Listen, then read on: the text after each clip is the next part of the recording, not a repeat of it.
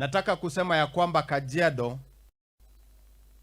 sasa imeungana katika sehemu hii ya wanasiasa kuingia katika kusupport serikali ya Kenya Kwanza. Unaona Mheshimiwa Parashina ndio huyu. Mheshimiwa Memusi jana alikuwa State House. Mheshimiwa Maimai ambaye alikuwa pia wa Kenya Kwanza ako na sisi na amekuwa akitusupport vilivyo. Na Mheshimiwa Governor pia ako katika nasi pia hapa.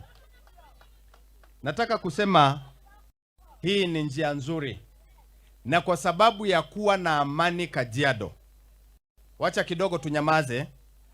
Kwa sababu ya kuwa na amani Kajiado, hatutaki watu ambao wanatoka nje kufuruga amani ya Kajiado. Mambo ambayo ilifanyika jana Kitengela hatutafurahia na hatujafurahia. Tunataka kushutumu watu ambao wanajaribu kulete furugu kaunti ambayo imekuwa ikiongoza Kenya nzima kwa mambo ya amani. We cannot allow that.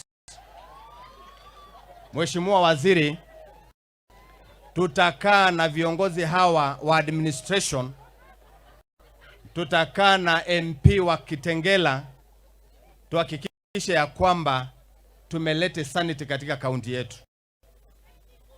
Mheshimiwa Ngogoyo amefanya kazi mzuri sana kutuonyesha mfano mzuri ya uongozi na leadership katika kaunti yetu.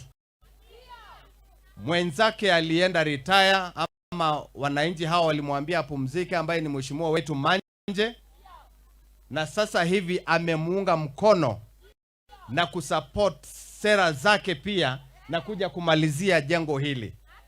Hiyo ni nzuri my brother. This is a good gesture and we want to support you, na kusema kwamba hawa wananchi wanaangalia kazi yako.